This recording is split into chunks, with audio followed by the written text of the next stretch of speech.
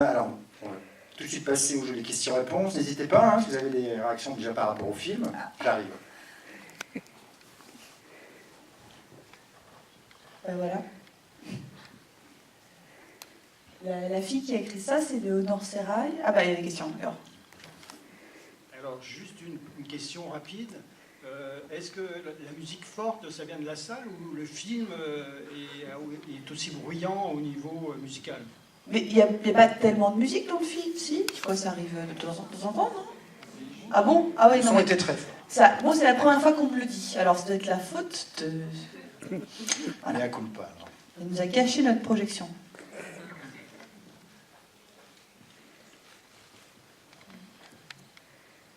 Ce qui est assez incroyable, c'est que quand on te voit là, on a l'impression que tu sors du film, même naturellement, quand tu arrives là, tu jaillis. Je voulais savoir comment tu as pu travailler. Moi, ce que j'adore, c'est, bon, bien sûr, les moments d'intensité que tu mets, mais comment tu prends de l'énergie pour nous amener ailleurs, justement. C'est presque les moments où tu n'es pas dans borderline, dans l'énergie, qui sont les plus fabuleux dans le tempo. Et du coup, voilà, comment s'est passé le travail et est-ce que tu as eu la sensation de cette construction, de ce tempo que tu mets dans le plan où tu peux pas être tout le temps borderline ou tout dans l'énergie, même. Moi, je trouve pas qu'elle soit borderline, hein, mais... Ouais. Je sais pas, moi c'est ça qui est intéressant, mais au contraire, je trouve que c'est ça, c'est entre les deux, le tempo. Est-ce que c'est naturel? Comment tu as travaillé avec la réalisatrice?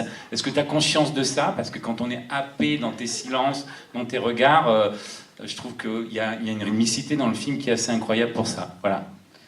En fait, il y a un film américain qui s'appelle Sous perdu dans Manhattan, et Léonore aimait beaucoup ce film. C'est une histoire très triste. Un Moscolec. Ouais, c'est magnifique, mais c'est triste. Elle dit, j'aimerais bien que ça soit comme Super dans Manhattan, sauf quand on croit que ça va mal aller.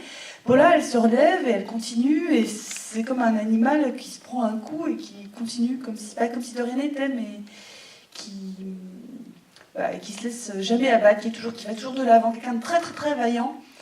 Et du coup, c'est comme ça qu'elle l'a pensé à l'écriture, au montage, et comme ça qu'elle voulait que je le joue, quoi. Donc il fallait qu'elle se laisse abîmer. Moi, ça m'embête un peu quand on dit des trucs comme borderline, parce que c'est vrai qu'elle a... Bon, de un, c'est rare de voir une femme qui s'exprime comme ça au cinéma. Et ça, c'est quand même quoi?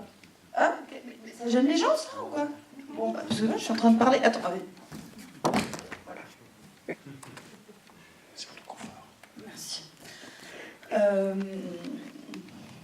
C'est rare qu'une femme s'exprime comme ça au cinéma, qu'elle puisse avoir ce vocabulaire-là, et spécial, singulier. Ça, c'est pas parce que c'est rare que c'est pas... Enfin, je veux dire, c'est pour ça que ça ressemble pas à la vie. Je trouve les femmes au cinéma, on les édulcore beaucoup, ou alors on les classe. Elles sont ou les rigolotes de service, ou des femmes sensuelles, ou alors les intellectuelles un peu... C'était quand même des cases à remplir. Et ce personnage-là, quand même, a une façon de s'exprimer qui n'existe pas tellement ailleurs, depuis les années 90, ou alors chez nous, parce que dans les films de Xavier Dolan, les femmes s'expriment un peu assez proches de cette manière-là, enfin, dans les films avec des actrices canadiennes, ou dans le film américain aussi, il y a plus ça, mais en France, il n'y a pas. Et donc, voilà, ça c'est déjà bien. Et puis, c'est un personnage qu'on croit qui va aller très très mal au début, puisqu'elle est dans une situation où elle est effectivement presque, elle va peut-être se faire interner, c'est à la limite quand même son comportement. Et en fait, c'est quelqu'un qui va se reconstruire à partir de là, et on ne s'y attend pas. Et je trouve que ce que ça raconte, c'est que justement, c'est pas un personnage borderline, mais c'est un personnage qui est dans un état de détresse très grand, et qui va petit à petit le surmonter. Voilà. D'accord.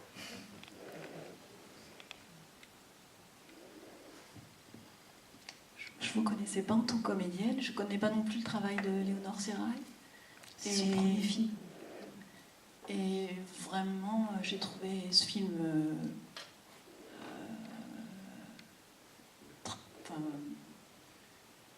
épatant. Je ne sais pas trop comment dire, mais je me permets aussi... enfin, Timothée dira peut-être un mot là-dessus. Je fais partie, avec quelques-uns, d'un petit groupe qui organisons des soirées psychanalyse ici au TNB depuis quelques années. On avait l'année dernière fait le choix du thème du couple, je ne sais plus bien quel était le mot exact, ordre et désordre amoureux, si je me souviens bien, Timothée me corrigera. Et on avait projeté Arrête où je continue avec Mathieu Malric et Emmanuel DeVos, qui était un film de Sophie Filière. Et je suis d'accord pour penser qu'elle n'est pas vraiment borderline, cette jeune femme, dans la mesure où on avait fait le choix, nous, de femmes qui, effectivement, peuvent inquiéter, comme Emmanuel DeVos dans Arrête où je continue, qui part dans la forêt, marcher, on ne sait pas trop comment ça va finir non plus. Ça n'inquiète pas d'ailleurs tellement son partenaire amoureux, Mathieu Amalric. Mais ce que je trouve que vous incarnez magnifiquement, parce que quand même, c'est étonnamment joué, hein, vraiment. C'est quand même ça, une femme, on la voit complètement déboussolée, le coup de la tête dans la porte, je sais pas si toutes font ça, mais bon, en général, l'amour, ça peut rendre un peu dingue et borderline en termes de rapport amoureux qui ne l'est pas quand il s'agit de ça. Et c'est en ça que je trouve que oui, elle est inquiétante, mais pour le coup, le trajet qu'elle fait est quand même assez impressionnant. Et écoutez, on serait ravis de vous inviter prochainement, et Léonore Serrail aussi, parce que votre film très plaisir, rentre tout à fait dans le thème qu'on envisage pour cette année. Voilà. Donc, ce qui est marrant chez ce personnage qui est un peu déboussolé, comme vous dites, ou perdu dans cette ville, c'est qu'elle va y gagner des choses aussi au quotidien, c'est-à-dire qu'elle va arriver, comme elle a du temps, voilà que ça à faire en fait, en plus que de trouver du fric, il y a le fait de regarder les gens. C'est quelqu'un qui va prendre le temps de regarder les gens qu'elle voit. Et ça m'a beaucoup plu, par exemple, au scénario, que le fait qu'elle soit perdue, déboussolée, c'est aussi un atout pour certaines choses, pour créer des vraies rencontres avec des gens dans le métro, par exemple. C'est aussi cette période de, je sais pas, latence, je cherche pas ce que c'est, mais c'est aussi un endroit d'expérimentation. Et après, c'est des outils, quand on est trop occupé, qui disparaissent un petit peu. Bonsoir, moi j'ai pris le micro, je suis là. Moi j'ai été très touchée avec la relation aussi familiale avec votre mère. Et du coup, avec ce qu'on retrouve aussi un peu avec la patte des réalisateurs bretons sur ce côté tabou qui est extrêmement exprimé, avec le fait qu'il n'y ait pas beaucoup de mots, qu'il y ait de la violence, et en fait avec souvent des tragédies et des coupures qui sont assez fortes et assez singulières aussi dans notre région. Voilà, notre génération ou de la génération de nos parents. Et en fait, moi, j'ai beaucoup aimé le cadre avec les lumières. Les lumières, ce côté singulier. Et en plus, moi, je trouve que ce qui est très fort, c'est ce côté aussi, le côté de notre génération avec tout ça, ce côté de l'émancipation, la force et le courage, le fait de toujours se relever, et d'avoir aspiré à aussi aller chercher ses rêves, à changer de vie.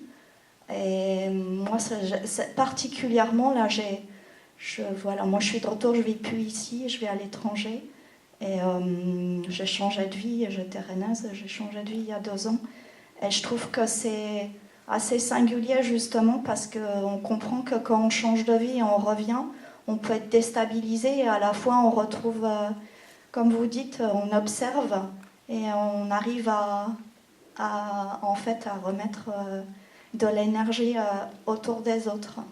Voilà, merci. Merci.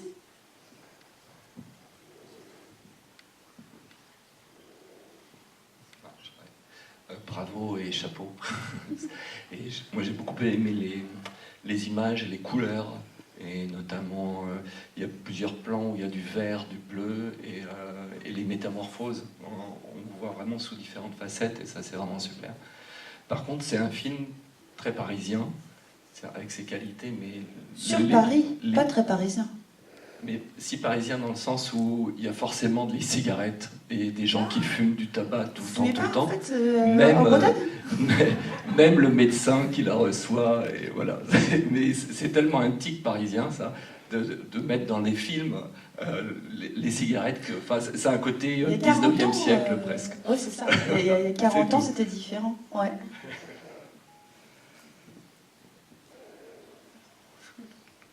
Les couleurs, en fait, Léonore, elle voulait tourner en pellicule pour l'histoire. Moi, j'y connais rien, donc je vais être assez factuelle, mais elle voulait tourner en pellicule.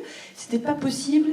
Et donc, la chef opératrice, c'était vraiment son grand souci, les couleurs. Elle disait, alors, les couleurs, qu'est-ce que tu veux demain pour les couleurs? Elle disait, tant les couleurs.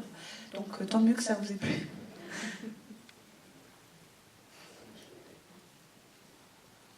Question, oui.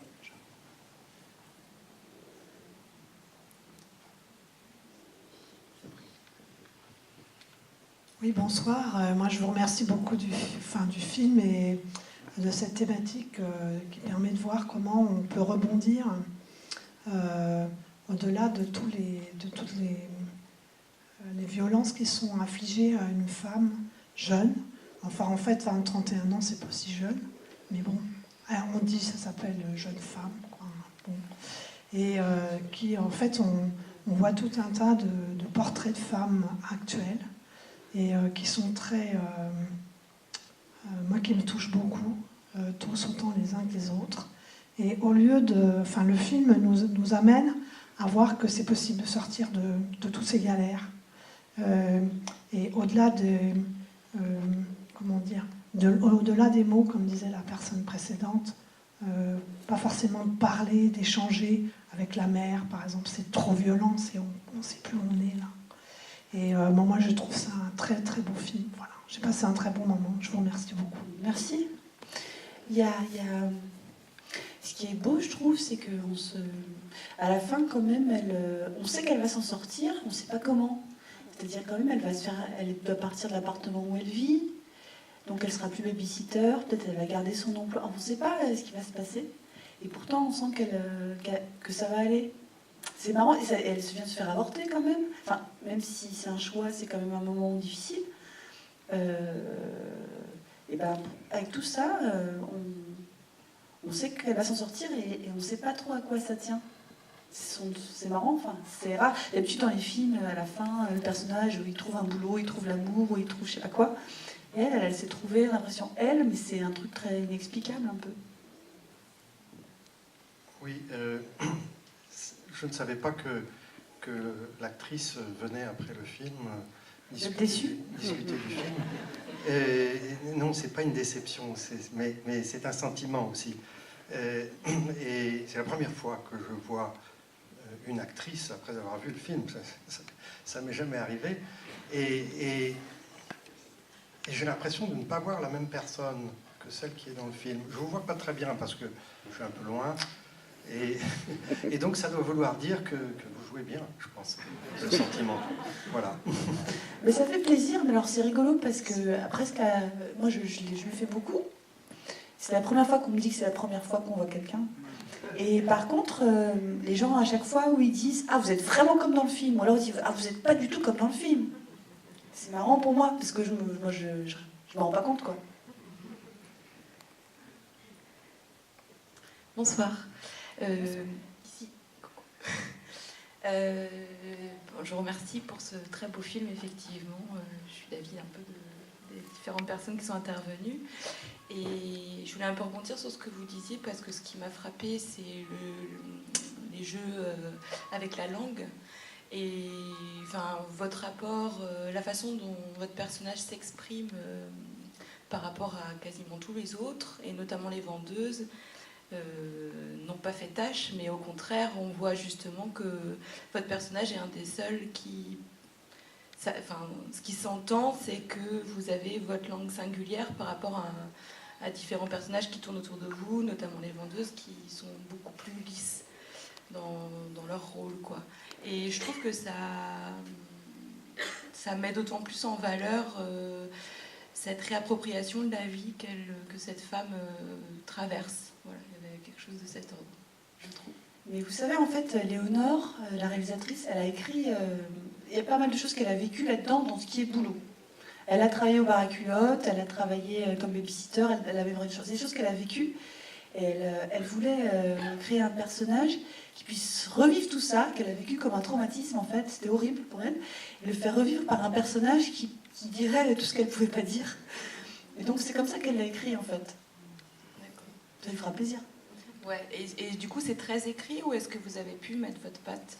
Non, c'est très écrit, mais un petit peu parfois, il y a des petites phrases qu'on a rajoutées sur le tournage, quoi. Mais la plupart du temps, non, c'est même assez au millimètre, en fait.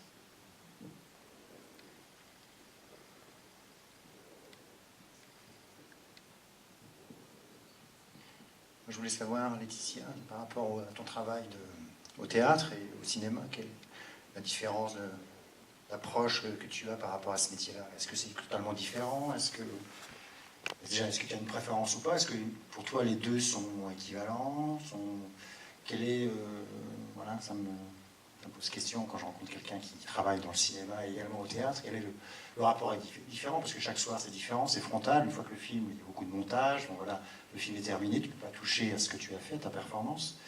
Et toi, tu sens comment les choses par rapport à ça? Comment est-ce que tu vois ton travail de comédienne? Parce que là, il y a un gros travail de comédienne, c'est quand même impressionnant. Moi, au départ, je voulais juste être actrice de cinéma. Je voulais faire juste une grande actrice, quoi. Je voulais être comme Meryl Streep. J'adorais Meryl Streep. Je dis, je vais être comme ça. Moi, je veux faire des rôles. C'est trop beau ce qu'elle fait. Je veux faire ça. Et puis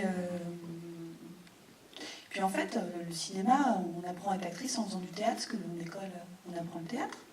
On apprend à jouer au théâtre. Et en fait, je sais pas. Pour moi, ça n'a jamais été très différent dans le fond, puisqu'on est juste à essayer de traverser un personnage et une histoire. Alors on se demande toujours les mêmes questions en fait. Enfin, moi en tout cas c'est les mêmes questions que je me pose. Après il y a tout le travail technique qui est différent. Certains qui étaient venus à la Mégère apprivoisée au départ parce que j'avais des problèmes de voix au départ. Ma voix quand je jouais chez vous, c'était tout début de représentation. Ça s'est amélioré après, mais j'avais des problèmes de voix. Et ma voix quand j'étais nerveuse devenait très grave. Et c'était, je ne sais pas si Mélanie t'en souviens, mais moi je m'en souviens. Et c'était des moments... Donc c'est technique, ça que je veux dire. La différence, c'est plutôt quand on travaille pour d'autres personnes, donc quand on est désiré par quelqu'un qui vous choisit, ou quand on fait son propre travail, quand on développe... c'est important, je pense, quand on est actrice, parce que c'est dur. Enfin, il y a plein de métiers qui sont plus durs que ça, sûrement, mais ce qui est difficile, c'est d'attendre qu'on vous appelle ou qu'on vous veuille d'une certaine manière, ou vous veut ça. Et au bout d'un moment, même là, vous me dites, vous êtes le personnage, vous n'êtes pas le personnage, mais en fait, c'est comme ça tout le temps pour une actrice, parce que quand on passe des castings, on est le personnage, on n'est pas assez de personnage, on est trop machin, trop truc. Et on est vachement confronté à ce que les gens veulent ou voient de nous. Donc c'est important d'avoir un endroit qu'on aime, où on essaie de trouver ce qu'on veut, qu'est-ce qu'on veut dire, qu'est-ce qu'on veut faire. Et c'est très important cet équilibre-là. Je pourrais le mettre plutôt comme ça que cinéma-théâtre. Des réactions, des questions, n'hésitez pas. Est-ce que le temps passe? Comment vous êtes arrivé sur le film En fait, la réalisatrice, elle était à la Fémis, donc c'était son premier scénario. Et en fait, au début, elle voulait l'écrire pour Patrick Devers. C'est ça à lui qu'elle pensait. Mais il était mort et puis c'était un homme, donc c'était difficile. Et elle cherchait quelqu'un, et puis elle avait vu un film dans lequel je jouais, puis après elle a regardé des vidéos de moi sur YouTube apparemment, des photos, et elle trouvait ça marrant parce qu'elle trouvait que j'avais jamais le même visage. On n'arrivait pas à voir qui j'étais. Bon. Et moi je me rends pas compte de ça, mais du coup elle s'est dit j'aimerais bien la rencontrer, donc elle m'a écrit une lettre, puis après elle m'a envoyé son scénario, puis on s'est rencontrés, puis moi je trouve ça super bien écrit. Et c'était parti, quoi. Hein? Non, c'était naturel, en fait. Mais vous savez, beaucoup de mes rencontres de travail, elles sont faites comme ça, hein, par hasard. Justine Triet, avec qui j'ai fait 2 films, j'ai rencontré à un concert. Et tout de suite on ne sait plus. Enfin, ça arrive quand même souvent des choses comme ça, où c'est simple. Et j'aimerais bien que ça dure tout le temps. Bonjour, bravo pour le film et puis bravo pour votre performance, je vous l'ai déjà dit en fait. Vous venez de parler des différents visages, je trouve qu'au cours du film, on voit différents visages, vous incarnez différents moments, enfin, oui, votre expression change tout le temps pendant le film et je trouve ça magnifique. Je trouve que c'est une jeune femme qui sait s'entourer aussi et je trouve que c'est sa grande force et c'est pour ça qu'on a confiance en son avenir en fait. Voilà, je voulais juste dire ça. Ah mais c'est super. Je vais le dire à Léonore, je pense que ça va lui faire plaisir.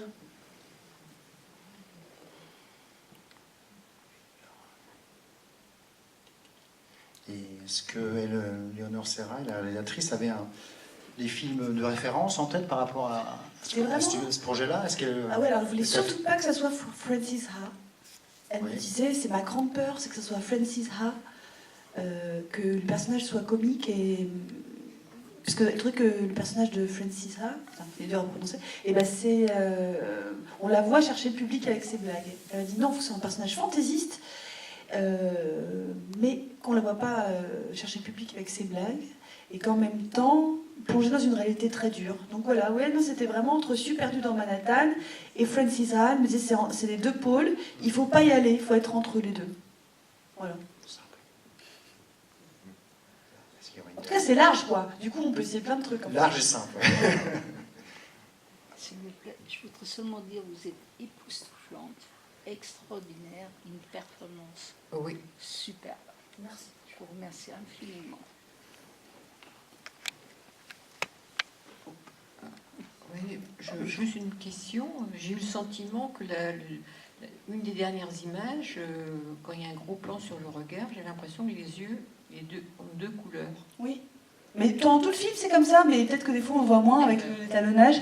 Alors ça, c'est du faux, évidemment. Enfin, pas évidemment, mais c'est des lentilles. Tous les jours, j'avais des lentilles. Vous voulez me poser la question pourquoi? Non, mais pour moi, c'était un peu une réponse quand vous avez dit que ça partait aussi. On ne sait jamais de quel côté ça part. Et je trouvais que là, ça répondait d'une certaine façon. Elle est marrante, Léonore, parce qu'elle a des intuitions. Et donc, très forte. Elle a deux couleurs différentes. Elle aimait bien ce que ça donnait dans la vie quand elle voyait quelqu'un comme ça. Et effectivement, ça donne ça. C'est un regard double. On ne sait pas à qui on a affaire, quoi. Ouais. Oui.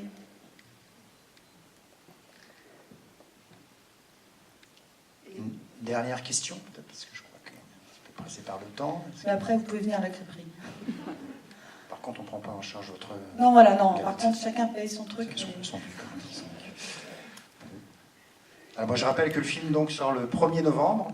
Voilà. Oui, donc c'est dans longtemps. C'est dans longtemps, c'est dans à peu près 6 semaines. Donc, distribué par Shellac. Merci Lucie. Merci Thomas Rodonneau également pour les belles choses qui nous font découvrir aussi en distribution. Merci Timothée de nous avoir accueillis.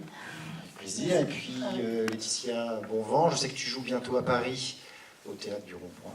Oui. Voilà, dans une mise en scène de... Laetitia Deuche. Et Yuval Roseman. Voilà, formidable. Merci à vous d'être venus. Voilà, vous êtes les meilleurs ambassadeurs du film. N'hésitez pas à en parler. Ça, c'est vrai. Voilà. On compte sur vous. Bon, extrêmement. Voilà. Merci beaucoup. Bonne fin de soirée. Bonne fin de week-end en tout cas. Et à bientôt.